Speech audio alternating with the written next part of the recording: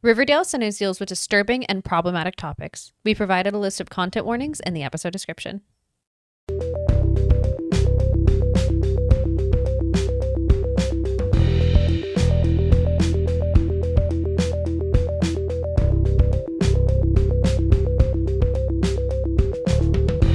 Hello and welcome to Dead Ends. I'm Emily. I'm Brenton. And we have 2 new episodes of Riverdale for you. Yes, we do. Episodes where Betty is like, what is wrong with all of you? Am I the only person that can get things done in this town? Well, no wonder Girlie was doing Adderall. Like, to be honest, like, it's like, okay, well, she's the only person who can function sleep deprived. Yeah. She's the only person. I mean, I guess maybe Veronica, but Veronica's just like... She's up for doing her own thing. She's got a side quest. Yeah. Veronica is... She has such bigger problems. Yeah. That, like, she can't deal with, like, the ground level things that are happening in the town. That's very true. Yeah, she's like, my father's trying to kill my boyfriend. Mm-hmm. In an underground empty pool fighting ring for criminal boys that aren't even criminals. I was going to say it's Shakespearean, but this... It's Shakespearean, but it's Shakespearean in, like, the Leonardo DiCaprio Romeo and Juliet Shakespearean. Yeah. What a movie. What a great movie. We talk about it all the time, I feel like. So good. Have we? I don't know if we talked about it on here. We might have read it when we watched it. Yeah, maybe. I mean, I can't... Well, I'm excited for us to get to Lost eventually and you to see Mercutio, but then also be like, this is what they gave him on this show? Yeah, you don't give Mercutio something that's not 10 out of 10. No. Yeah, we don't quite have, like... We have good actors on this show. Like, they're all really good actors, but they're never given, like, quite that level. Like, at least not this early. No. And I'm like... If they had just committed to what this was from the beginning, like, I think what makes Sabrina, to me, a more fun show is that Sabrina is committed to what it is from the very beginning, and the characters are, like, they change a little, you know, like, characters grow and change, but for the most part, like, you're very grounded in Sabrina from the beginning. You're very grounded in even who Nick is. Like, you're very grounded in Harvey. Even the aunts, like, for the most part, you're pretty grounded in who they are. You just get to delve deeper into their backstories, so you understand them better, but it doesn't change them as characters. Yeah. I would say this show, parts of their character no longer become relevant. Yeah, exactly. Like, things change. You actually commented after the episode, you're like, are, like, Veronica and Betty even, like, friends? Because they don't do anything together at all anymore. They, like, don't call each other. They don't hang out, except for, like, when Veronica's like, hey, we're gonna all go save Archie. Right.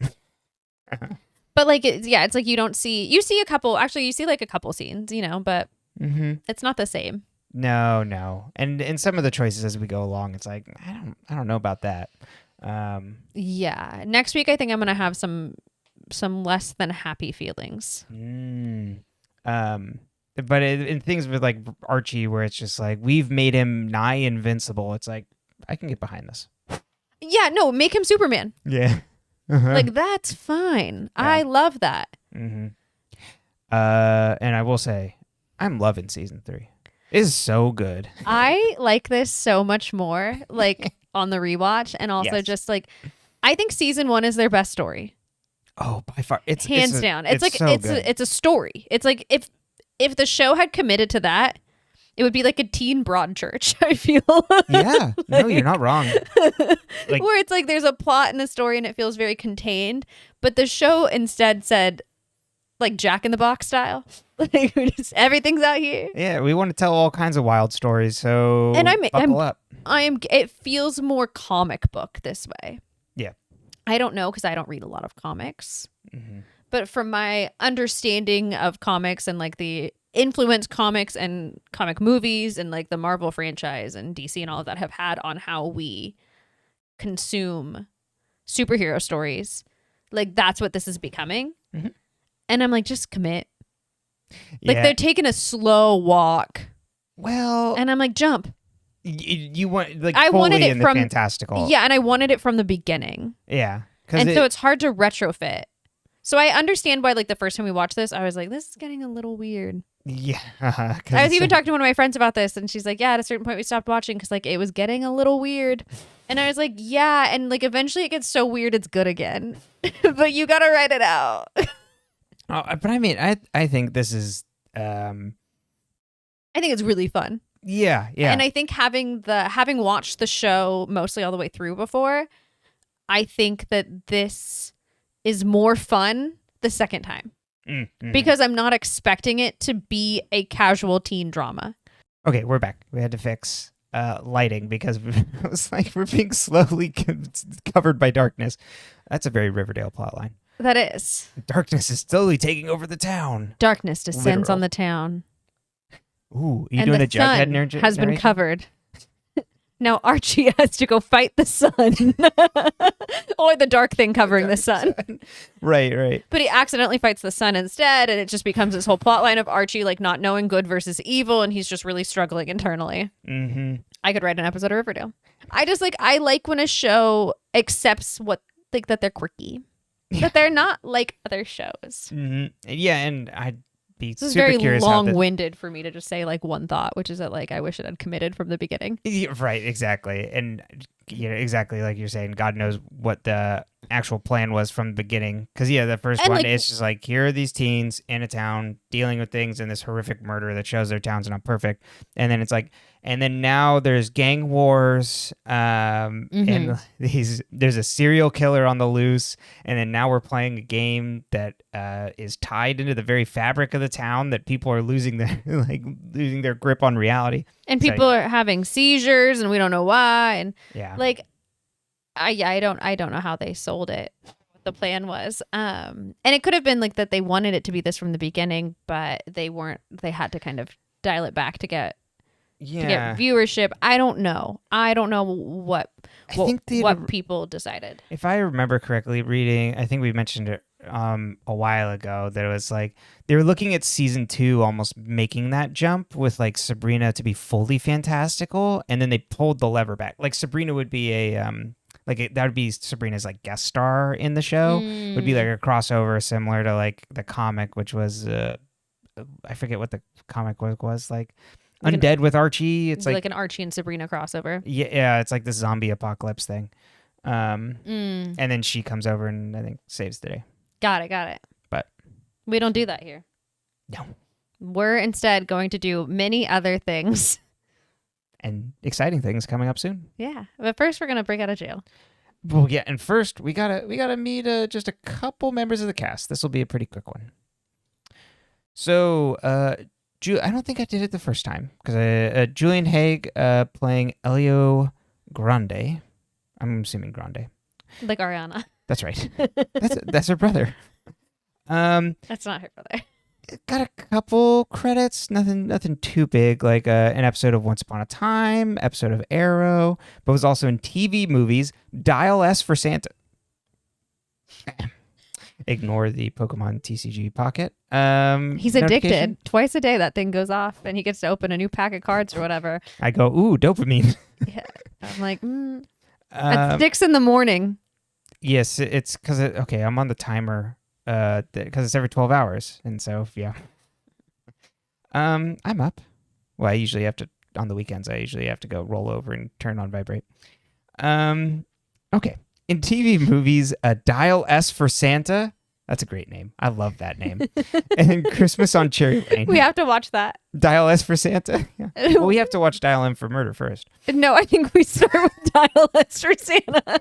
And then we watch Dial M for Murder and we compare and contrast as if the original was the Santa film. If we had a Patreon, you could see this there. Or maybe if y'all just want it, we'd do it. We'd do it for you. Yeah. I say who needs paywalls? Fair enough. We're not making money. Who cares? Yeah. You know what? If you want it, let us know. We'll do our Dial S for Santa and Dial M for Murder podcast. We'll just do an episode. Yeah. We just do an episode. Yeah. Could be like a holiday special. Oh, that'd be fun. It'd be our holiday special. Kind of like Sabrina's solstice thing with her mom and the chimney is what I was going to say. I understand what you meant. Her mom does not. It involves a chimney. It does. All right, so then our second character this week, Marty Mantle, played by Matthew Yang King. The only picture I could find of his comic counterpart, Richard, a.k.a. Ricky Mantle, so it's not Marty in the comics, was that picture. So I'm like, well, I guess we're stuck with that. He, in the comics, Ricky Mantle, get it? Like the baseball player, owns a newspaper publishing company, including the local newspaper, the Riverdale Gazette. Oh, so he's not a car salesman or whatever. No. Isn't he a car salesman in this? Yes, he is. So Matthew Yang King though, has appeared like in a few different like live action stuff. And I say live action because he's done a lot of voice work. But probably the most prominent was like 14 episodes of the procedural Numbers as different characters. Do you remember Numbers? I never watched it, but I remember it being on in the late 2000s. I have like a vague image. Yeah. 4 episodes of 24 as Ancient King. And like I said, lots of voice work. He did dub voice in Naruto. He was the English dub voice for a character in Squid Game Season 2. But most importantly, in video games, he was Illidan Stormrage in Warcraft 3. Okay. Illidan Stormrage is like when I think of like edgy characters, quote unquote, I think of Illidan Stormrage. Okay. I mean, it's in the name. Yeah. It's like, all right, man. Marvel Heroes, he was Human Torch / Deadpool, and then also different characters in World of Warcraft expansions, but not Illidan. Oh. It's interesting. I don't know if Illidan even speaks in World of Warcraft. And then in Mortal Kombat 11 and the subsequent Mortal Kombat sequels, he is Liu Kang. So there you go. Big roles there. But that's it. Just those 2. All right, so we can get into the recap. Okay. Chapter 40, The Great Escape. This episode title supposedly comes from the James Clavell and W.R. Burnett's 1963 World War II epic film, the same name. Also the book. But as you said, it might be about the song. The Boys Like Girls song. That's right. I don't know if... Yeah, that would have been out for a while now already. Yeah. That came out when we were in high school. So maybe fandom just has a blind spot here. Yeah, I obviously think it's based on the Boys Like Girls song, because if you weren't listening to Boys Like Girls in the early aughts, what were you doing? I mean... Is it early aughts or is it even earlier than that? I don't remember. Yeah. Roberto was probably listening, so... I was. Yeah. I thought Boys Like Girls were so cool. I don't know anything about them. They could all be like creeps. I've never followed up on like who they are. They could also all be amazing people. I just they're men, so I hedge my bets.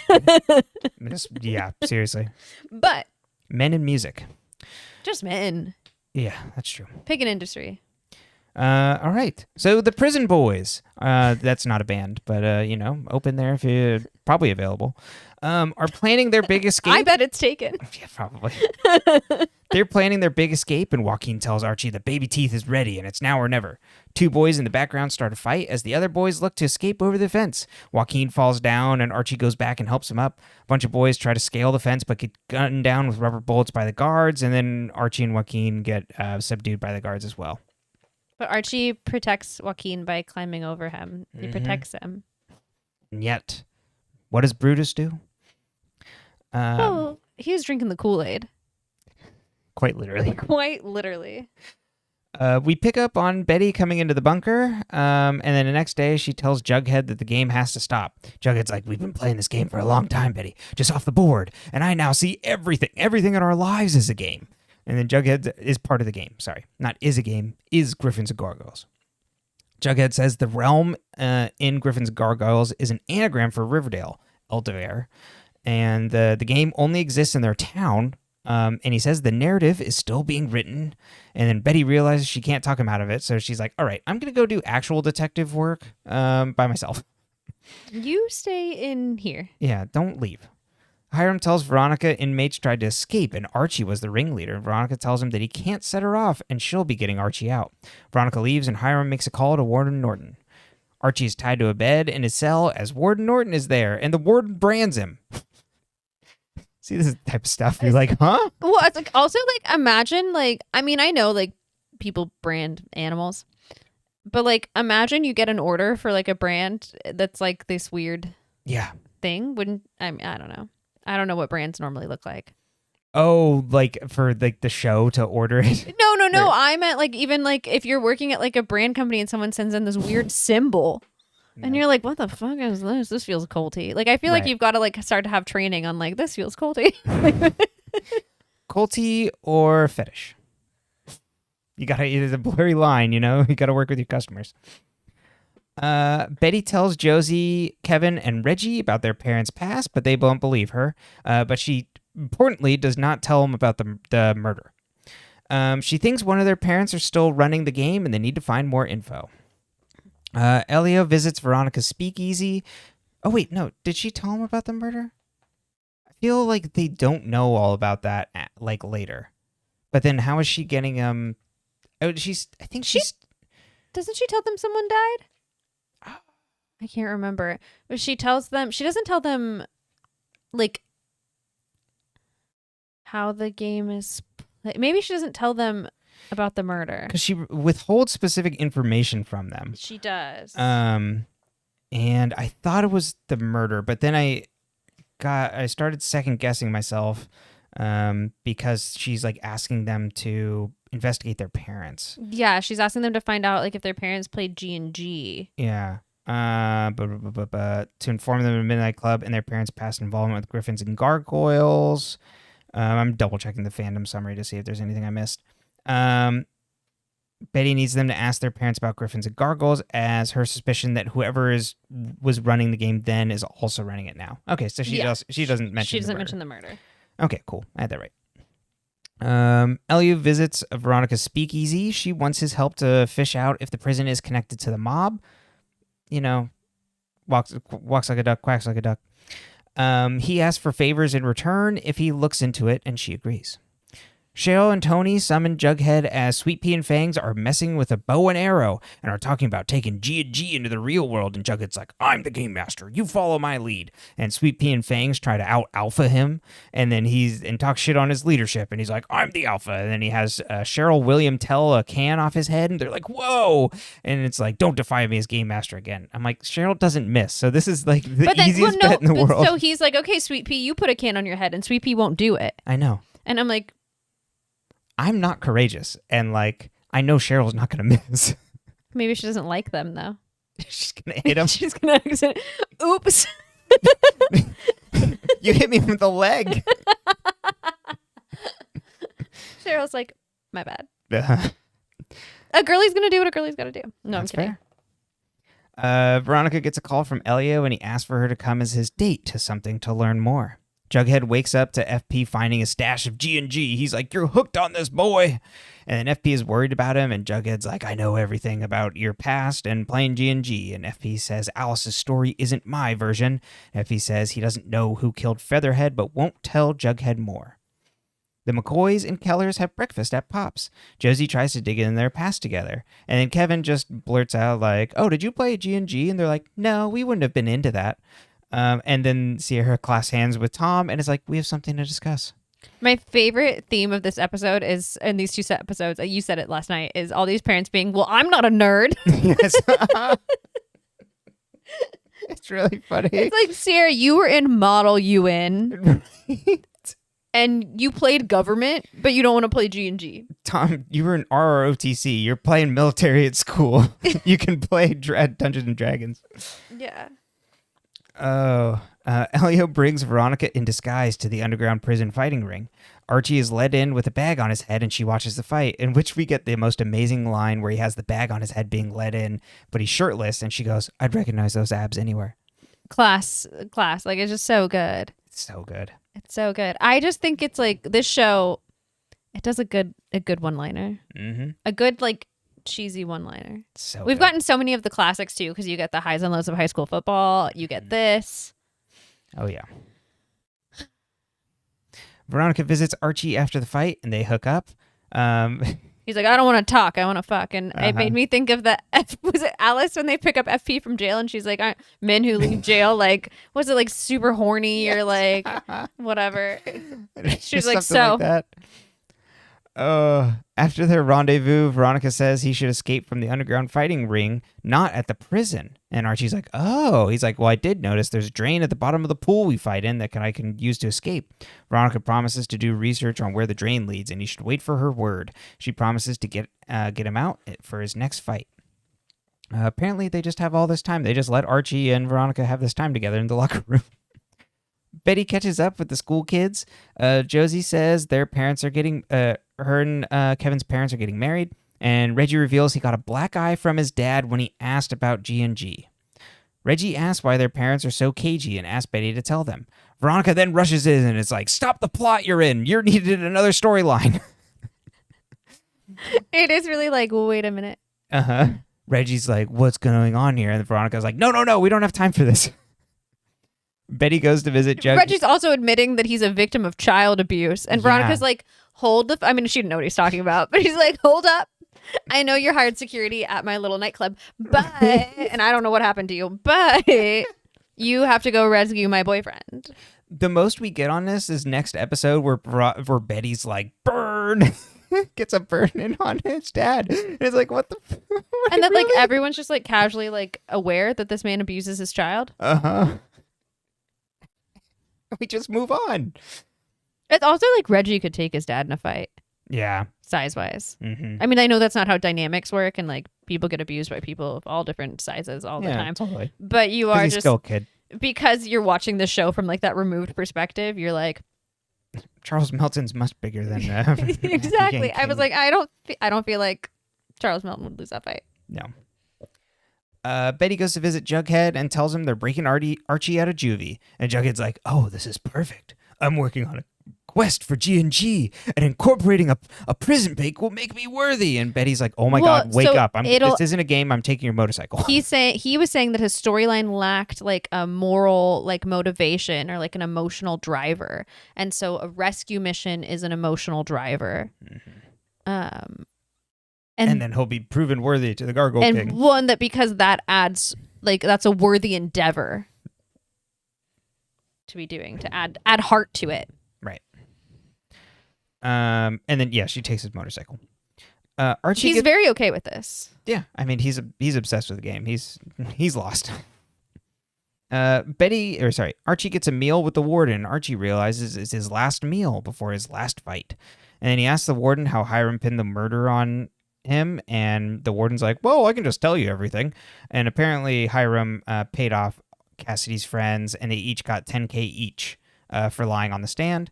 Apparently the friends are all hiding in the woods near Shadow Lake, and the warden says, I would hide in the mines.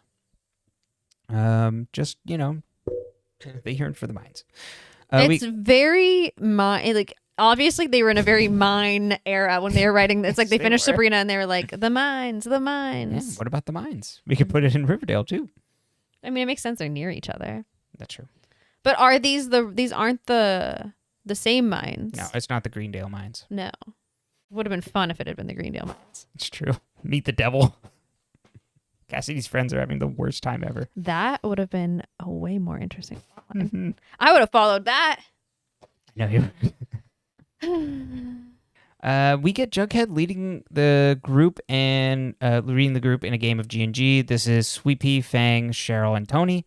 And then while the group plays the game, it parallels. Exactly. I'm gonna stop referring to the group, but in case you didn't watch the show, it's parallel. So it's like it shows like it's like talking about the Red Paladin, and then it'll like whatever's happening to the Red Paladin is what's happening to Archie. So the Red Paladin is Archie. A lot of the scenes, Cheryl is rolling for Veronica.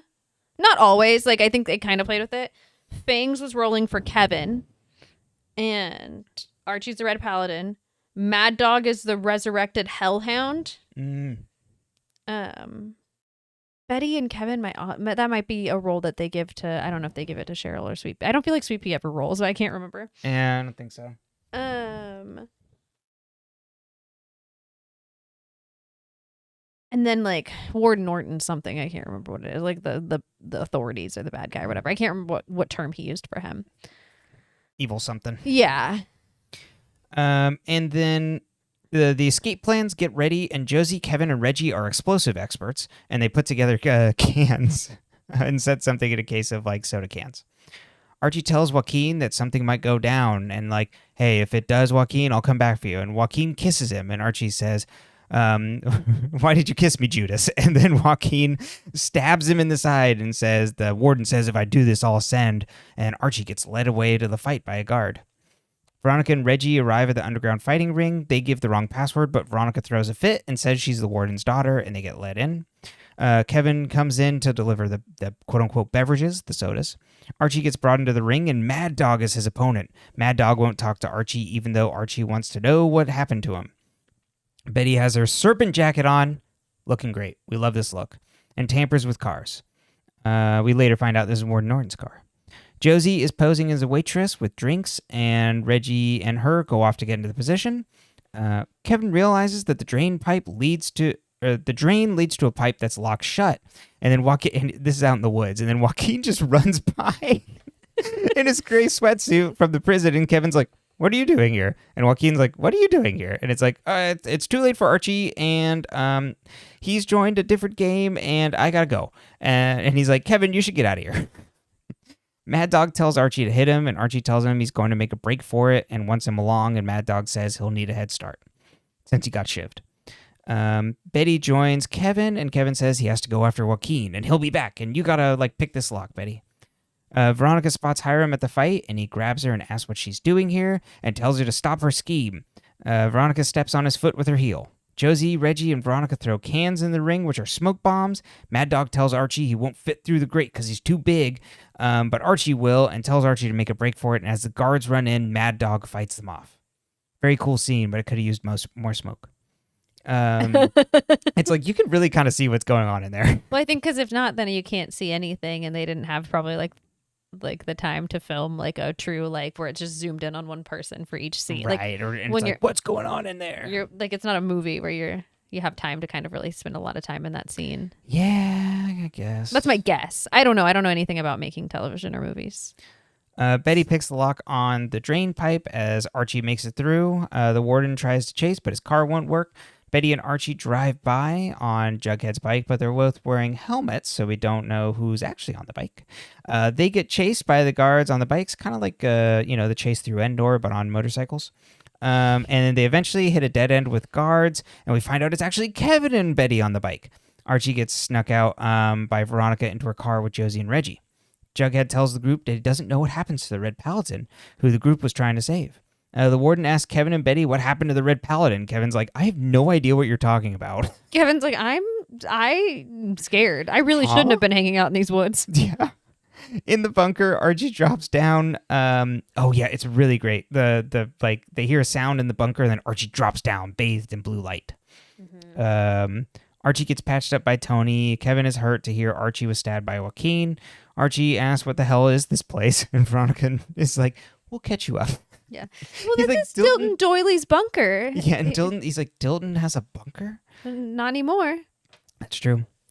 Veronica notices the brand on his hip, and it looks like G&G iconography. The gang all swears... I just realized they say nobody but the people in there know that Dilton Doyley's bunker exists, but Ethel knows Dilton Doyley's bunker exists. Uh-huh. Ethel's just not a person? They really never think about her. Mm-hmm. It's something. She'll come back. And the gang all swears to secrecy for Archie and to keep an eye on him. Hermione chews into Hiram about Archie being in an underground fight ring, and she's worried about how this will look for her being mayor. Veronica comes home, and Hermione's like, both of your obsession with Archie is going to destroy us, and she storms out to do damage control. It's really just your husband's obsession that's going to destroy the family. Yeah.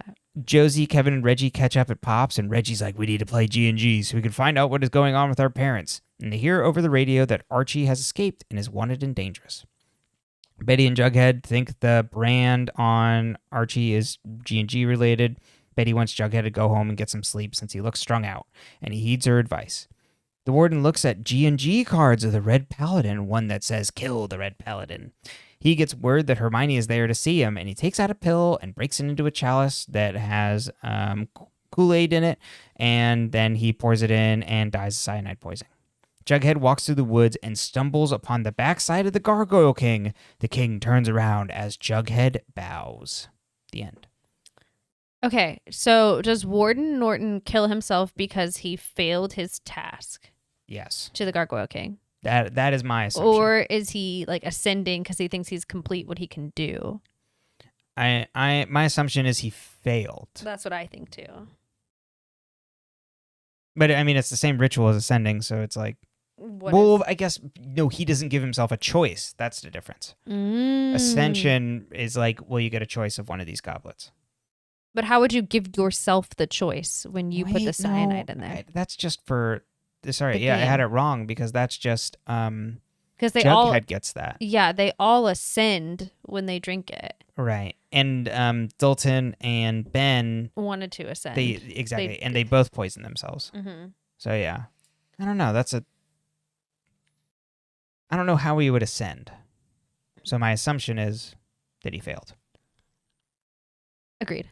I think the really cool part of this episode is that, like, you start this episode being like, oh god, Jughead's strung out and it's wrong, and then by the end of the episode you're like, shit, Jughead was right.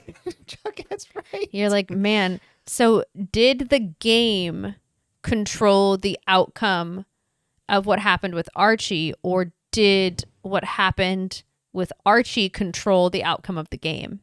It's a real chicken and egg situation. I'd assume. So how? Because the dice rolls are is that fate? Is that chance? Is that luck? Like, what is that? Yeah. So funnily enough, we'll talk about game mechanics real quick. I was catching up on my podcast backlog, and I was listening to Range Touch. They do a ton of great podcasts, like great Just King Things and Shell by Genre. You go listen to them. I highly recommend you subscribe to their Patreon. I enjoy it. But on their Patreon, they had one episode from beginning of the year that was a recap with people that ran a long-term RPG campaign for, I think it's Wolves on the Coast. It's a game I hadn't heard of. But it was like really involved and like sounded really cool. So it was cool to like have these people break it down of like 3 different games running at different points and different times with different groups. And they would all meet up to like show how it like kind of like impacted the world and how things would change amongst it. And they would like change notes and write all these things out. But I think with like one of the things that kind of they're talking about and things and role playing is like how to facilitate it. And I've heard other people talk about this before, a little bit not my realm. I don't really play I've never really played tabletop games, but from what I understand, it's like fail forward. Mm-hmm. So it's like always like, if you're going to hit a dead end, what can you do to keep the story going? And I think that's what you would probably assume is going on with Archie's storyline here. And then the rest of the thing, it's like, okay, here's how he was tasked to kill the Red Paladin, probably by Hiram ? And so then whoever is running the game, that doesn't work out. Okay, but how can you continue this narrative that you're trying to tell? Mm-hmm. But so then in terms of in this world, like what's in control? Is it the game that's in control, or is it the story? Because they align 1-to-1 perfectly. So what's pulling the strings? In the role, you're talking about the group their own. Yeah. So. Oh, I think that's different than the game that the Gargoyle King is running. Well, the Gargoyle King. Oh no, I'm talking about the game Jughead just ran. So. Are you saying did Jughead's? So because these are parallel, Jughead's storyline with the Red Paladin, that is the Red Paladin specifically. Oh, I see. That Jughead wrote. Yeah. Yet somehow has the same language Warden Norton uses. So is it because there's a certain number of characters and both Jughead and Warden Norton are like, well, obviously this red-haired boy is the Red Paladin. Right. Is that all it is? But is because it's in parallel. And they show it in parallel. It's intentionally shown to us as Cheryl rolls, it's successful, Veronica gets in the door. Mm. So is Cheryl's role what is giving Veronica the like luck to get in, or is Veronica's success influencing the roll of Cheryl's dice, or are they not correlated at all? Yeah, I assumed it was not correlated in that way. I just think because they did it in parallel, like it'd be really fun to like chicken and egg it, like what's influencing what, or there's like an impact having like being taken out on the real world through their game. Because Jughead is saying that the game is influencing the real world, and he means it in the literal sense, which is how I'm trying to get you to play with it. Mm-hmm. But like as a consumer, or like as a viewer, you can view it as more of like, okay, someone's using the game to control the town. Right. But I just think that like the idea of thinking the play out of the game is influencing the world outside. Like, right. Are the dice rolls in that bunker influencing if Archie gets away? Mm-hmm. I get you. I see what you mean. Right. You rolled your check and he got away. Or vice versa. is because Jughead waits for Archie to arrive to decide how the game ends. So obviously that's influencing Jughead, but is it influencing the game itself and their roles? I just think it's like a fun little like thing to play with. Yeah. I was thinking of like the wider game that seems to be happening from like the Gargoyle King's perspective. I was like, okay, he's getting into game mechanics, and I don't know how that ties in. Oh yeah. It ties in as a concept, but no, I was thinking more of Jughead's comment at the beginning of like, there's someone that is playing. We have all been playing this game, then it is like taking over the whole town. I was thinking of like that, of like the wider thing of like, how are they writing this game and the narrative and things? It's like I think they're taking things and setting up scenarios and then are playing with how that plays out. Who's they? The Gargoyle King. Okay. Yeah. I was just playing more with the storytelling aspect of it. I'm like, no, and I think they're like similar. It's like, but I was just like thinking of it differently. No, totally. Let's talk about Joaquin. Yeah. We're going to talk about Joaquin more in the next episode. So I was kind of like, do I want to move to that? But Joaquin is all in on Archie. He's like, yeah, we're going to escape. We're going to get out together. Archie protects him. It's very sweet. It's very tender. And then Joaquin kisses Archie and then stabs him. And I'm just like, after you did your little serpent thing, after you brought him in and you tried to get out, how is Joaquin being exposed to the game? Is it solely through Warden Norton? And how is Archie somehow not being exposed to the game when the other people in the jail are exposed to the game, or at least Joaquin? Is it just Joaquin? Oops. Is Mad Dog exposed to the game? Right. Oh yeah. I mean, that's a really good question. What's happening here? Yeah. What's Warden Norton doing? Truly. Is the whole underground fighting ring part of the game? Exactly. Is this part of the game, or is that just part of like the mafia family thing? Right. Just sport. Exactly. Also, the like giving Archie a final meal and then being like, and you're going to die, so let me tell you everything is like textbook. I'm like, cool. This man obviously loves his Shakespeare. He has a Shakespeare quote on the wall. So he's like, we've got to be very poetic about this. I give you a last meal. I make it a big thing. I'm like, it's just, it is what it is. We're going to have to kill you. And then I tell you everything. And I'm like, and then I think also what's really interesting about that conversation is that it plays with this like weirdly religious, like he's like the only one that can judge us is him. Like it's starting to play with this really religious, like fanatic concept that at the end of the episode you realize is the Gargoyle King and not like God. But it sounds also a lot like the farm. And so like this idea of this like whatever you worship is just as corrupt as its leaders and the people who are pulling the strings. So I just think it's fun. Oh yeah, no. And of course we get a Last Supper. Yeah, exactly. And then because it's Judas kisses Jesus on the cheek, right? I don't remember. I think Judas kisses Jesus on the cheek because that's how they know who to take. I think he like tells the guards, it's like the person who I kiss on the cheek is the 1 year arrest, essentially. I forget what the exact verbiage in the Bible is, but that's what I think of with like Joaquin. I don't remember that. I'm not saying it didn't happen. I believe you that it's there. I'm just like, I don't think I spent a lot of time reading about the Last Supper. No, it was like an oversight. It's not the Last Supper. It's after that. It's when Jesus gets taken in to be to start the process of being crucified, essentially. It's like how he signals to the other disciples to the guards who was the one that betrayed him. No, who is the Christ, essentially, like who they need to like take in and crucify. It's how he signals who the person is that's like guilty. I don't remember any of this. Okay, my Catholic education is lacking. The kiss of Judas, also known as the betrayal of Christ, is the act which Judas identified Jesus to the multitude with swords and clubs, who had come from the chief priests and elders of the people to arrest him.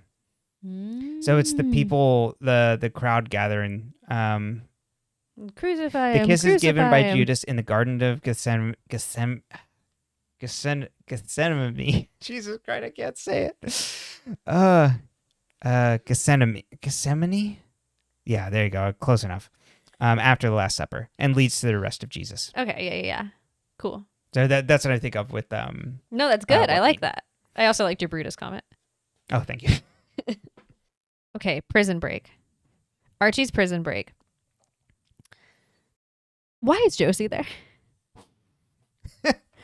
I think we should include Josie in more, but it just seems like we're not like we're close to Josie, but we're not. Are we that close to Josie? I mean, I guess you see Josie and Veronica together more than, and you would think that like Cheryl would need to be there as like someone who's like, we have to save Archie. But all the serpents are just doing G&G. Mm-hmm. Yeah, it seems like all of the. Also, like, is that a commentary? Because I don't like that like addiction is like easier to spread to people who are in less affluent areas. I mean, obviously Cheryl was raised affluent and is presumably, but that it's only the Southsiders that are like really into G&G amongst our group so far, or they're the first ones to get into it. I guess it also, though, is it saying that people who are in power prey on people who are disenfranchised first? Yeah, fair enough. I guess I can turn that around. Yeah. I don't know how much I like it, but I can turn it around. But I guess, are we thinking that Jughead brought it to them? No, remember everyone had it in their lockers. Oh, right. So then everybody just picks up on it. Yeah. It was just Except everywhere. for our group. And then they're like, but we've held on to these manuals for forever and we're ready to go. As in Reggie and because Kevin was running the hotline. Right. And Kevin. Josie's focused on her music career. That's right. And so focused. Who's Reggie going to play with? Archie's in jail. Yeah. He's either working or... He's got a job at Veronica's basement speakeasy. He's busy. He is busy. He's booked and busy. And if not, he's running the football team, kind of. Right. Oh, yeah. He is. Yeah, he is the lead of the Bulldogs. Mm-hmm. But he's not wearing his Letterman jacket anymore. My favorite thing, too, I was thinking about these episodes is you see Jughead mostly not in his serpent jacket, except when he's like at the South Side, like dealing with the serpents and like when he's got to pull rank. Mm-hmm. But a lot of the times he's wearing just his flannel or his like denim jacket. Right. It's like Jughead takes on and off his skin like at will. That's good. And I, like you mentioned, Betty in her serpent jacket. Oh, so I good. want Betty to always be a serpent. Mm-hmm. I love Betty as a serpent. Yeah. Of course, we love Cheryl too. But I am shocked that Cheryl's not a part of this heist. So I think like not using Cheryl and Tony in the heist when it's like, but you've broken into so many buildings with them, Veronica. Right. You're not going to invite them? Yeah. Like we're glad that you went to Betty, but come on. Also, like, so your cat suit trio. Yeah. So Tony and Veronica rescued Cheryl. The three of them went to the drug den in the basement of the White Worm. Mm-hmm. And so you're just like, this is a group. They do their thing. That's what they do. And instead now you have like, they're addicted to some game that they're playing in a dirty bunker with boys. I'm sorry. They have each other and they're going to play a game in a dirty bunker with boys. Yeah. Mm-mm. Instead of like doing important things like busting Archie out of prison. Exactly. And like, were they just not even invited? Yeah. It's just really weird. Like, I think that they're not included, like Cheryl specifically. Mm-hmm. But, I mean, it makes sense in how the narrative plays out, but I'm like, and to not have Jughead go. Yeah. It shows like how, I think it's supposed to show like how deep he is in the game, but then it makes the end of the next episode make no fucking sense. Yeah. No fucking sense. Next episode, he is not in deep G&G at all anymore. It's very weird. He's like, oh, okay, we're ready to keep going. Yeah, I find the whole thing strange. But anyway, so the heist, so we've got our smoke bombs made at school. Mm-hmm. We've got Veronica standing up to her dad who doesn't say anything, which I guess kind of makes sense because he's like, I don't want to draw attention to this. And like, it's a family matter and that's embarrassing. It's the same as like when like your mom's not going to say anything to you like at the store when you're being bad because she's like, I'm going to yell at you later. Not mine, right. But other people's. You're like, so I've heard. Allegedly. But and then we've got the nice little like Betty setting up the little like the bait and switch, if you will, which was her idea because she brings it up in their planning meeting. And then Kevin, who casually chases after Joaquin in the middle of it, but then comes back. Right. And he's just back. Nothing came of that. And the whole thing is just like, it's a strange group to me to trust with something like this. Yeah.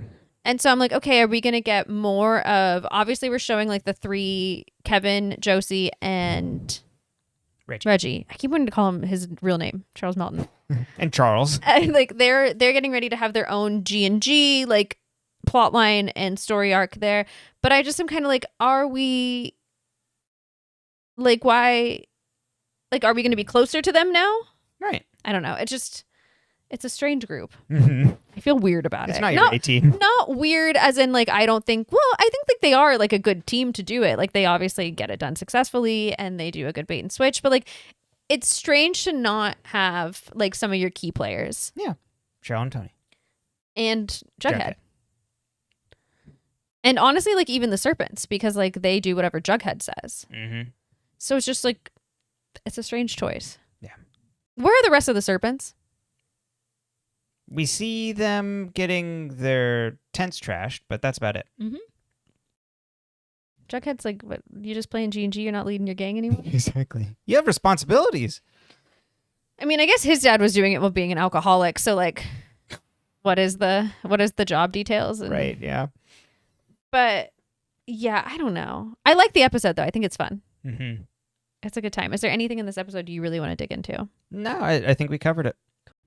All right, Chapter 41, Manhunter, a movie I have seen because it comes from Michael Mann's Manhunter, the 1986 American crime horror film based on the novel Red Dragon by Thomas Harris. It's part of the Hannibal Lecter series of books, but Hannibal Lecter, at least in the movies, like really small role. I don't know how the books go, but yeah, Manhunter's a great movie. Definitely go out and watch that movie. Great time. Do not watch Red Dragon. I remember Red Dragon not being.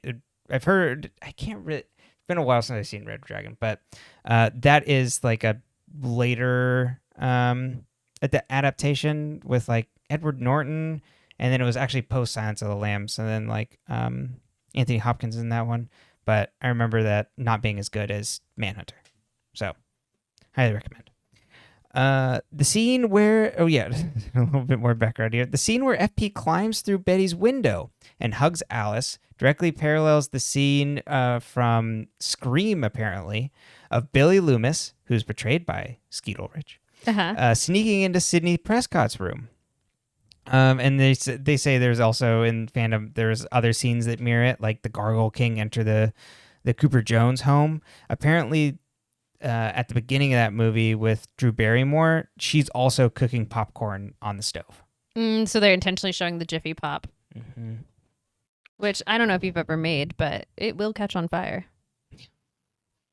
My grandmother wouldn't let my mom and I make it because one time we lit the Jiffy Pop on fire in the kitchen. So if I bought Jiffy Pop, Granny would take it away and she'd make it. We could watch her make it. We weren't allowed to make it. And neither was my mother. I mean, that's the entire time you're watching that. You're like, that's going to catch on fire. Well, it's a pop. Have you ever made a Jiffy Pop? They're fun. Maybe once. It pops up like that. It's all fun in the little container. And then eventually. That is cool. It's fun. Is it Jiffy Pop? I think that's what it's called. Yeah, I think you're right. That's what I call it. Yeah. Could be something else. Betty takes care of Archie in the bunker as Jughead stumbles in saying he saw the Gargoyle King. And the king was with a group of others all wearing masks, and he calls them the Gargoyle Gang. Archie says Joaquin might be one of them. Betty comes home, and Alice wonders if she was part of Archie's escape and tells her about Warden Norton's death. Betty asks if she knew Warden Norton, and Alice says no, and she says she's told Betty everything. Veronica is with Archie in the bunker. Archie says he wants to find Cassidy's friends to clear his name. Veronica asks if his case files are still at his dad's house, and Archie doesn't like her getting more involved, and she tells him to let her do this and stay put. Sheriff Minetta lectures the high school class about aiding and abetting Archie Andrews, and Evelyn's like, I don't know, Archie, but we're still accepting members of the farm club. Josie is a real bad liar, and we get a Dutch angle as the sheriff lectures the class that he'll be looking into all of them, and then Josie has a seizure. Betty, like you said last episode, Betty Little says, like, they're catching. The seizures are catching. Like, how is this possible? But Buckhead find that Warden Norton was the ROTC instructor at Riverdale High when the Midnight Club was going on. Interesting. Betty wants the parents to tell them everything they're holding back. Jughead is going to rally his serpents to find Joaquin so they know what was going on with the warden. Sheriff Mineta is tearing apart the serpent camp, and Jughead catches Fangs and Sweet Pea up, and he wants them to track down the Gargoyle Gang. Kevin is caring for Archie, and they find out that Archie's cut is infected. And Betty talks to Kevin on the phone and is like, okay, you can pay Dr. Curdle Jr. to do this. Just like pay him in the small bills. She steps into Le Bon Nuit, and we find all the parents are gathered there because of invitations she sent them that were supposedly from the Gargoyle King. Which I guess is evidence that her and Veronica are still good friends. You know what I mean? That's true. They're like able to like get these like invitations out and everything. Well, that Betty's using Le Bon Nuit. Oh, right. Yes, that's what we're doing. Uh-huh. And then Betty's like, someone in this room is a murderer. And then Hiram goes, you're gonna have to be more specific. Betty pleads with them to tell the truth to protect their kids. Betty also calls out Reggie's dad for hitting him.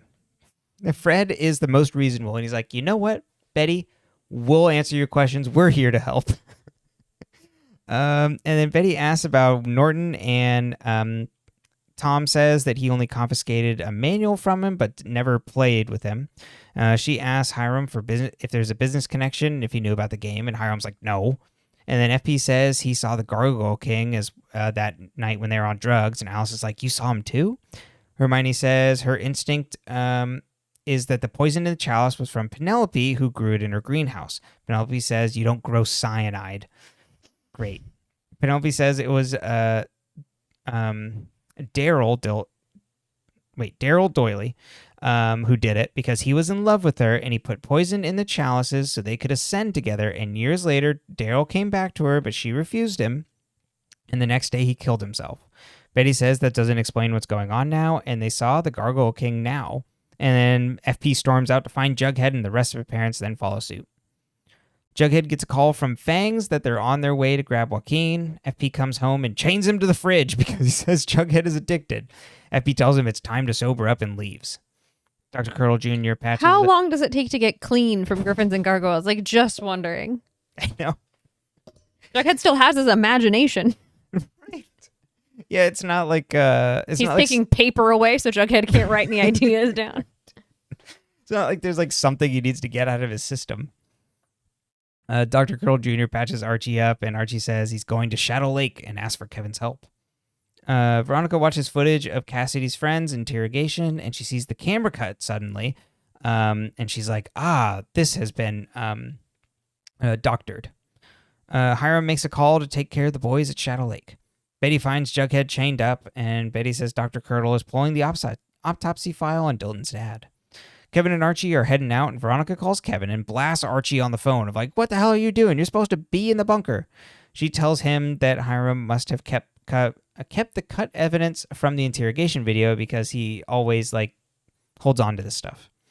As they go to the Shadow Lake mines, Kevin and Archie stumble upon Sheriff Mineta walking through the woods. Veronica hacks into her mom's computer and finds a weird folder with a G&G looking symbol. She finds the cut interrogation video there, and it's Sheriff Mineta offering money to testify. She emails the file to herself and gets arrested by the cops for breaking in. Fangs and Sweet Pea found Joaquin with a gargoyle mask on him, and then Jughead interrogates him. Joaquin says he saw the warden with game cards. Jughead asks what the symbol branded on Archie means, and Joaquin says it means sacrifice, and so he has to die. Jughead asks who is giving Warden Norton orders, and Joaquin said the man in the black suit. Jughead visits Hiram and calls him the Gargoyle King and accuses him of running everything. Hiram's like, I'm not, and this game isn't real, and I'm not a nerd, and points him toward, why don't you go like follow up with Hal or Clifford or Tom or FP as suspects? Wait, but Hal wasn't, and Clifford wasn't part of the game. Veronica calls Fred from the prison, and she tells him that Archie is heading to Shadow Lake Mines and that Sheriff Mineta might be doing the same, and asks for Fred to make a few calls for her and give a message to Archie. Betty visits Dr. Curdle, and Daryl Dilton didn't die from suicide. He was apparently dead beforehand, and he had ingested oleander. Betty then visits Tom, since he was the sheriff when Daryl died, and asks why he covered it up. Tom says he was protecting all the parents and says he saw Oleander in Penelope's greenhouse. Tom gets called by Fred to assemble the Dilf Squad. Kevin and Archie are in the mines, and they find lots of symbols and a big drawing of the Gargoyle King on the walls. They find all the boys shot dead, but wait, one is alive. Archie wants to get him to a hospital, and Kevin helps him carry him out. Fangs and Sweet Pea bring Jughead over to Joaquin's dead body, because apparently when they were away, he got killed, and has a sacrifice symbol carved into his forehead and blue lips. Tom and Fred are behind Kevin and Archie at the mine, and Tom calls in the cops. Tom tells Fred that a boy was brought into the hospital, and they run off to the hospital. Kevin and Archie are at the hospital, and Kevin says the boy died that we brought in because he lost too much blood. Archie feels like it's his fault and that he can never return to Riverdale, even if he's proven innocent. Veronica gets bailed out of jail by Sierra and mentions having evidence to clear Archie. Betty visits Penelope, who asks Betty to call her auntie. And then Betty asks about Oleander. And Penelope says Oleander is sloppy. You wouldn't use it because it leaves traces. And she says Alice wrote the article reporting Daryl's suicide. So then Betty goes to visit Alice and interrogates her. And then suddenly the power goes out. We see someone moving around the back. There's a pounding on the front door, and Alice opens it up to no one. And they close the door and turn around to the Gargoyle King in their living room. They run upstairs to find a tombstone of Daryl Doyley with the name crossed out and Alice's name written on it in the Betty's bed. And Effie climbs up through the window and says he was looking for Jughead, but someone slammed the door on him. And Alice says the Gargoyle King's here and hugs him. Tom and Fred catch up to Kevin at the hospital, and Kevin gives Fred a note from Archie. Veronica comes home, and Hermione is surprised that Veronica was locked up. Veronica tells Hiram that Sierra is meeting with judges to show them the evidence to get Archie exonerated. Alice tells Betty that the attack is only the beginning, and then tells Betty that she's going to the farm, but Betty isn't. And Alice says, Edgar said you'd resist, so we're sending you elsewhere. And then we see the Sisters of Quiet Mercy thugs come in, plus Sister Woodhouse. And then they take Betty away. And Alice ignores a call from Jughead on Betty's phone. Veronica is setting up a party for Archie at Le Bon Nuit and gets a call from him that says, and she's like, Archie, you're a free man. Thanks to Sierra, you're completely exonerated, and Sheriff Minette is going to go to prison for a long time. And Archie's like, well, I can't come back home. Hiram will hunt me down, and he's going to hurt anybody that is associated with me. And Archie doesn't tell her where he's going, and that he can't bear to tell, and they can't bear each other. They can't tell each other goodbye. And they hang up on the phone. And we see Jughead's with him. And Jughead gives him a pack. And they start walking off. At the Sisters of Quiet Mercy, Betty is brought to art class and told she's safe there. She notices that the other kids are all drawing the Gargoyle King. The end. First, Jug and Archie on the train tracks. 2010 high school photo shoot. Those are their senior pictures. That'd be some good, some Tumblr art. Yeah, exactly. It's like they're just standing there with their packs and they're just looking moody. Okay. Into the wild core. It is Into the Wild. Okay, I love it. So I have a lot of issues with this episode, kind of. One of which, how the fuck did the Gargoyle King get in their house? He moves fast. How? He's huge and made of twigs. Gargoyle King's weird size too. That's not just someone who can walk through the door. No, he's tall. That's a whole assuming it's a person, that's a whole outfit. So my issue with the show is that we like to lock up women. We like to institutionalize young women. And so is it a statement that they're trying to make as a show, or is it a plot point? Because so far I'm not loving the way they do it, because they didn't do it well with Cheryl. And I don't really like how we're doing it with Betty. And they did it with Polly.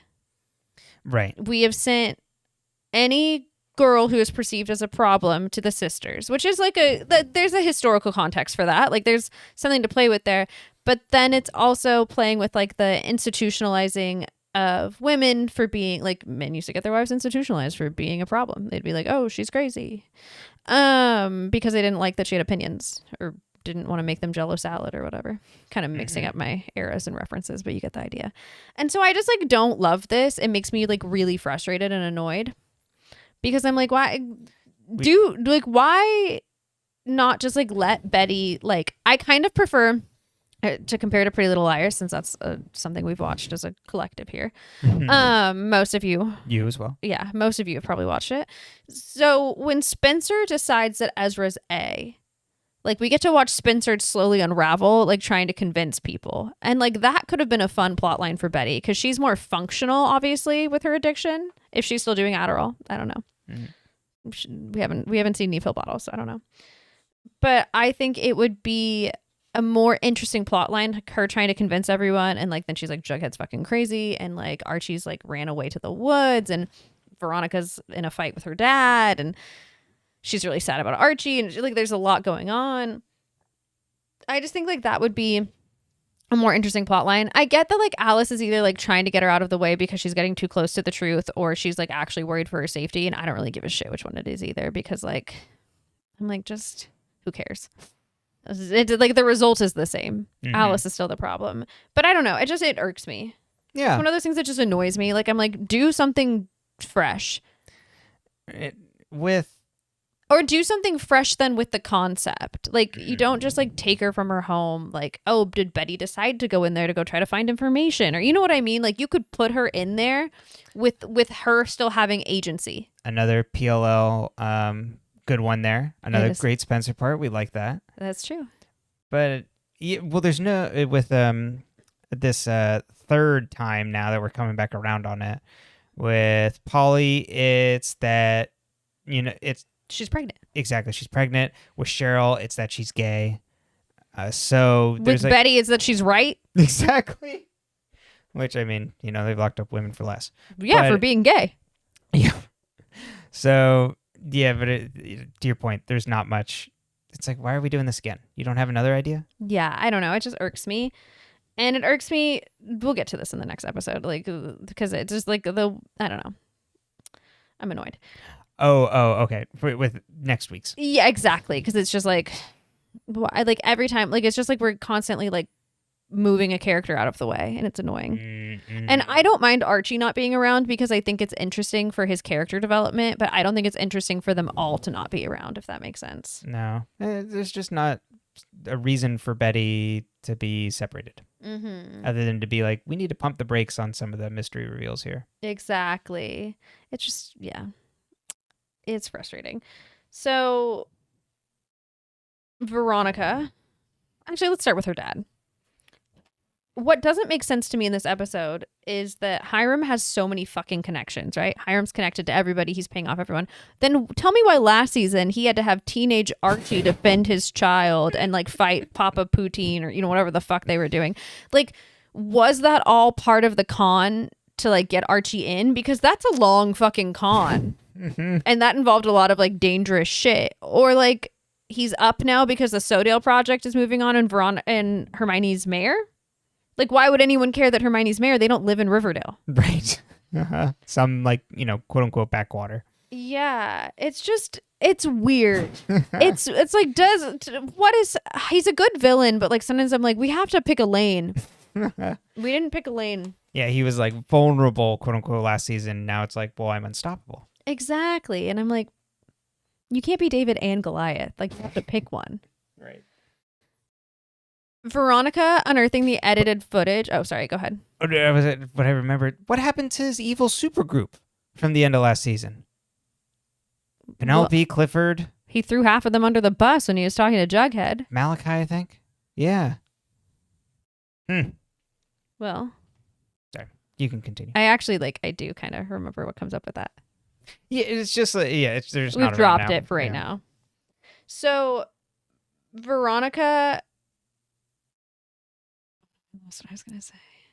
It's okay. I have, like, 3 different concepts. I just have to pick one. Okay. Veronica unearths the edited footage. She gets Archie, what's it called? Where he's no longer exonerated. Yeah. Thank you. And then Archie's like, yeah, thanks so much, babe. But, like, I'm afraid of your dad. And I'm like, it's okay to be afraid of Hiram. But, like, he's going to abandon his father, who's going to be picked on by Hiram anyway. and Veronica, who's going to be picked on by Hiram anyway, and Jughead, who's going to be picked on by Hiram anyway, and Betty, who's going to be picked on by Hiram anyway. He's abandoning all of them and not staying with Veronica when she asks him to. He's running away. Archie's running away scared. Yeah. And I think that's like a really interesting concept. I don't think Jughead should be running away with him. I think Archie should be running away scared alone. It is just funny. It's like, wait, Jughead's there. Why's Jughead there? Well, because he's got to teach him how to hop a train. Oh, right. That's true. Because Jughead would know. Where's your motorcycle, babe? Why would they not take Jughead's motorcycle? Yeah. Why? Yeah, that's really funny. Season 1 Archie would have never abandoned Riverdale. No. So it's like I think it's actually kind of interesting. Yeah, it's a little plot holey, but it's kind of interesting. Well, I think the frustrating part of it is that you would hope that he would learn from jail not working out the way he thought it would. That like sacrificing himself is never going to work. Yeah. Well, I think instead of sacrificing himself, he believes he's now removing himself from the situation. And I think he thinks those are different. Right. Jughead is just like, you know what? I couldn't quit this game. I've been playing this game so much, but my dad handcuffed me to the fridge. So now I'm going to leave the game behind and the serpents that I'm responsible for. And my girlfriend. And I'm going to help you get away. Yeah. I understand, it's only going for a little bit, but it's a choice. I understand. He's like, my hyperfixation period is over, so I don't need to hyperfixate on G&G anymore. But abandoning Betty. Yeah. And he was just going to give her a phone call? He's like, well, I'll call her later. It's just not going to cool. leave town? Is he also running scared because of the Gargoyle King and Joaquin? Joaquin's dead body shows up for him. He's in charge of the serpents. Joaquin was a serpent. Is he responsible for that? Does he feel responsible for that? Right. That's a huge failure. And they're still going back. We haven't come back around on them, but the ghoulies said Northside's fair game. They don't have the South Side back. And who runs the ghoulies? Hiram. And who does he think is tied to the Gargoyle King? Hiram. Yeah. Exactly. He tried to force Hiram. Hiram didn't blink, and Jughead hit a wall. Yeah. It's also frustrating because we hit a wall, too, because Betty didn't get answers from Sheriff Keller. Sheriff Killer? That's a Freudian. And every single time now, I was actually listening back to the last episode, and I'm just like, Sheriff Killer. Sheriff Killer. But Penelope's like, I didn't kill him because Oleander's sloppy. Alice is like, ask the sheriff. That's who I got the information from. And then Sheriff Keller's like, ooh, sorry, Fred called. Sorry, my boy's called. Yeah. So like, just Tom being like, ring. Oh, what's that? Hi, Fred. Did you call?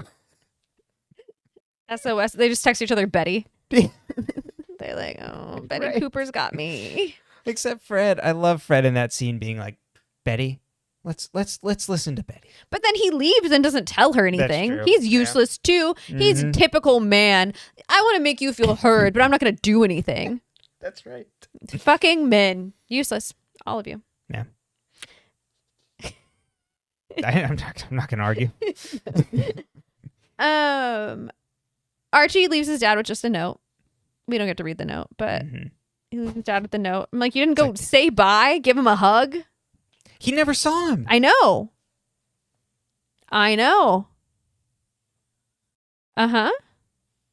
Boy. Yeah. Boy.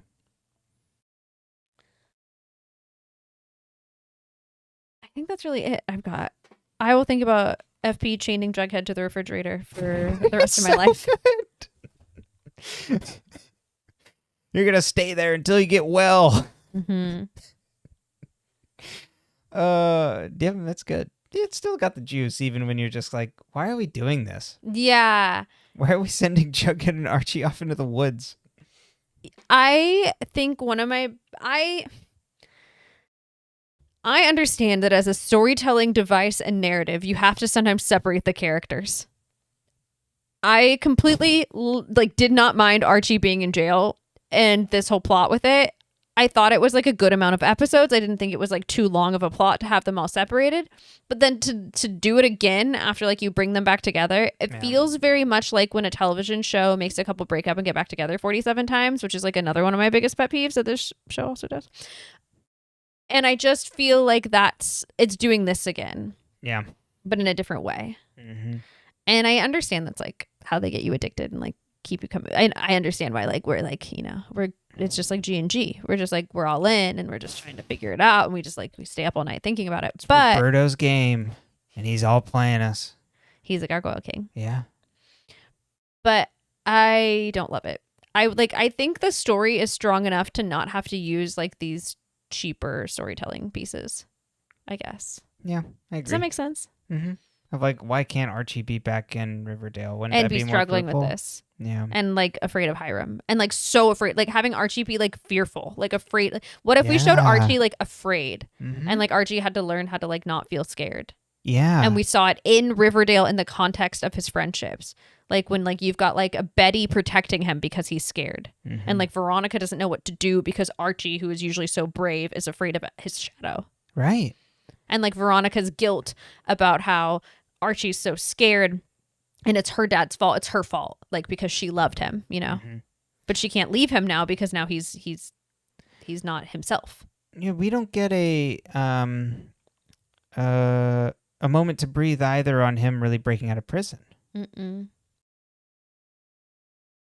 If you're gonna redo season 3, we have some ideas. Yeah, we've got some changes we'd like to make. Mm-hmm. Yeah, you can get in touch with Emily, and I'll pitch an idea or two. But I think she's got this. Oh, thank you. It's very nice of you. It's I true. just know what I like. Mm-hmm. You're not wrong. I'm like, yeah, that is much better. I'd I'm saying I like the ideas, and I'm like, yeah, let's put it to the screen. I'd write really good fan fiction for this season. Yeah. We call it fan fixes. Oh, that's pretty good. Thank you.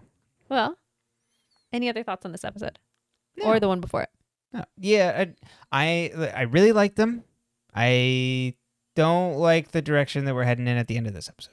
No, like I said, and like how I kind of fixated on it, like the previous episodes, parallel between reality and the game, I think is so fun and is such like a great way to like film the story. Mm-hmm. I think Riverdale like occasionally, like often actually, like really hits in like a visual media storytelling space that I don't remember like Pretty Little Liars hitting in the same way. Or like I know Veronica Mars definitely doesn't hit in that way. Yeah. But like I don't even remember Twin Peaks like really doing it. Like there's something about the way this show is done. Very different over It's there. very different. It reminds me a lot of there's one episode of Gilmore Girls, Friday Nights for Fighting, that was directed by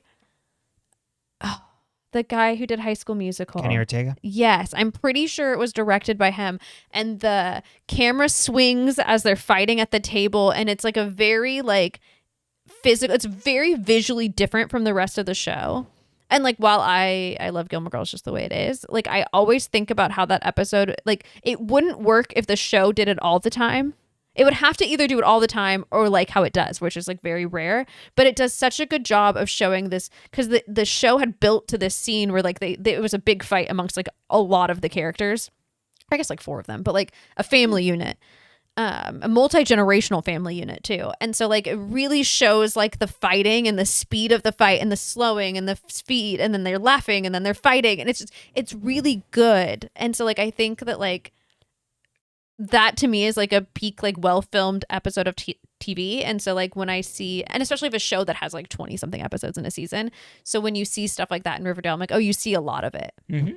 Yeah, and then this, there's the overlays and the wipes of like, here's the 3/4 of the screen now is the G&G group as it's slowly fading to Kevin. Mm-hmm.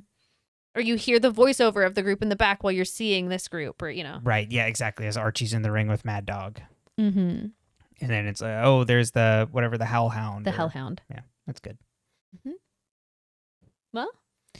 You can find this podcast on all your audio podcast platforms of choice at Dead Ends. You can also find us on YouTube at dead_ends. You can also write into us with your questions and comments at deadendspcast@gmail.com. And then you can also comment on our YouTube videos. Talk to us there. We love talking to people in the comments about show, podcast, anything you want down there. And then you can also follow us on Blue Sky at dead-end.bisky. And then our amazing podcast art, which I forget to mention, but is in the description box, is made by Vendrinic. And you can find their Tumblr link in the description of all the episodes. Well. Shit. You need me to key it in? Oh, you got it. Okay. I can. Wait. Wait, I thought do you usually go first? Sometimes. I don't think we have like okay. a... I'll go first. I went so blank. A while ago, like, you did it first, and I was like, oh, wait, I don't have to always do it first? And so then I was like, well, maybe we'll take turns, but I thought you'd done it intentionally.